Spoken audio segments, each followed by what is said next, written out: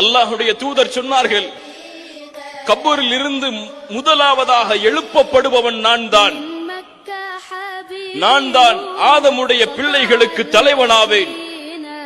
நாளை மறுமையில் நான் சொர்க்கம் நுழையாமல் யாரும் சொர்க்கம் நுழைய முடியாது. சொர்க்கத்துடைய வாசலின் கதவை தட்டுவேன்.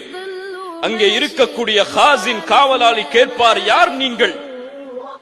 அப்போது நான் சொல்லுவேன், அன ரசூலுல்லாஹ், இல்லை நான் அல்லாஹ்வுடைய ஹபீப், இல்லை. அந்த காவலாளி இடத்திலே இந்த தூதர் என்ன பணிவோடு பேசுவார் தெரியுமா? அன முஹம்மத், நான் முஹம்மத் ஸல்லல்லாஹு அலைஹி வஸல்லம். பாசத்தோடு சொல்லுங்கள்.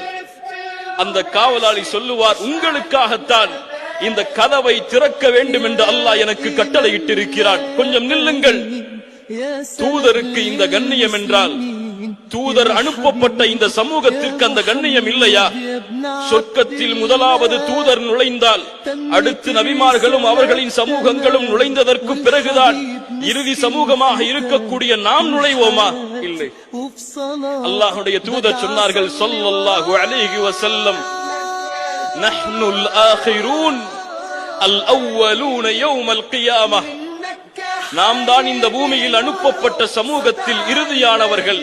இருந்தாலும் மறுமையில் முதலாவது சொர்க்கம் நுழைபவர்களும் நாம் தான். அல்லாஹு அக்பர்.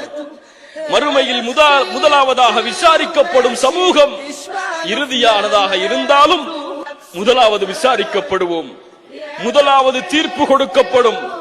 இந்த சமூகம் சொர்க்கத்தில் நுழைந்ததற்கு பிறகுதான் மற்ற எல்லா சமூகங்களும் சொர்க்கத்தில் நுழைவதற்கு வாய்ப்பளிக்கப்படும் என்றால் இந்த கண்ணியத்தை எமக்கு பெற்றுத் தந்தது யார்?